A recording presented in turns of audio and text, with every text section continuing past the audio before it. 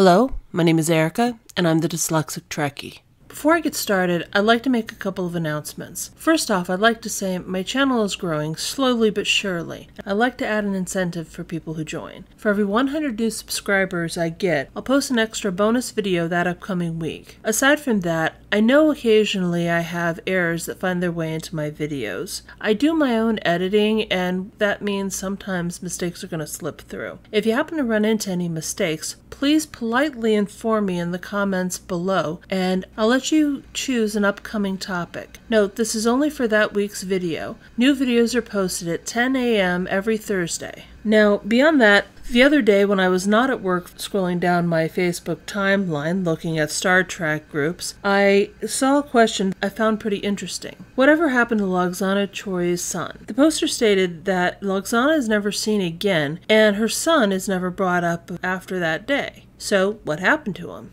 I say that I remembered hearing somebody say that Lwaxana Troi was visiting her mother and her brother at some point. I say that I wasn't sure if it was during the last season or if it was in one of the movies. I was informed by the individual that Star Trek The Next Generation and Star Trek Deep Space Nine did not air at any point at the same time, and therefore no overlap was possible. Even after I found information, he persisted. So I thought it would make an interesting topic. Star Trek DS9 aired for the first time in 1993. Star Trek The Next Generation's last year was 1994. And there were a number of episodes where the two shows did in fact overlap. And in the last 5 episodes of Star Trek The Next Generation, DS9 is mentioned in every single episode. The Muse, the episode where Lwaxana Troi comes to DS9 pregnant, aired on April 29th, 1996. And as far as I can tell, Lwaxana and her son were not brought up again. But is that the last time we hear about Lwaxana and her son? In canon, it appears so. I watched the movies after, up until any point when they would have referenced Deanna visiting her mom, and he's never brought up. However, though I generally don't like referring to Beta canon, there is a novel, The Battle of Beta Z, and an anthology collection called Tales of the Dominion War. The baby is named Baron. By the time of Picard, Baron would be an adult, possibly following in his big sister's footsteps and joining Starfleet. I make this suggestion because we know a young male British actor has been cast in an unknown part for the final season of Picard.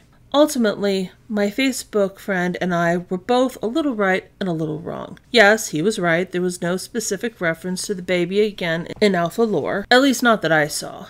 But yes, the show did overlap. As a final note, I'd like to make a friendly request to all men who may watch this episode. Don't just assume that you know more because of a pesky Y chromosome. If you think you may be right, share your sources and be good enough to listen to the woman you've decided to argue with. And be willing to admit your information may be wrong, or you might find your discussion used in a YouTube video by a woman sick of being mansplained to. Thank you for watching. If you like this subject, please like, share, and subscribe. If you have any thoughts, feelings, or ideas on this subject, please share in the comments below. Again, my name is Erica, and I'm the Dyslexic Trekkie.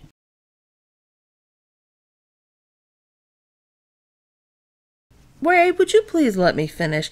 My ensign has gotten very, very squirmy because he has treats and he wants them, and I'm still recording. Yeah. He believes that speak means to be very, very quiet and not make a single noise. Ouch.